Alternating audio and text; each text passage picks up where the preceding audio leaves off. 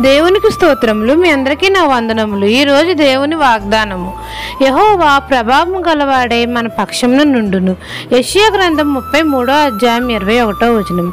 సైన్యములకు అధిపతి అయిన మన తండ్రి అయిన యెహోవా మహాప్రభావం గలవాడే మన పక్షమున ఉంటానని మనతో సెలవిస్తున్నాడు. మనం అందరము నీతిని ప్రేమించి కీడును ద్వేషించాలి.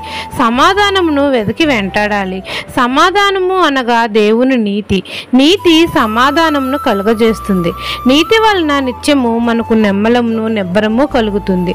నీతిని అనుసరించుచు నడుచిన ఎడల, యథార్థంగా మాట్లాడిన ఎడల మన రక్షకుడైన మన తండ్రి అయిన యెహోవా మనకు తోడుగా ఉంటాడు.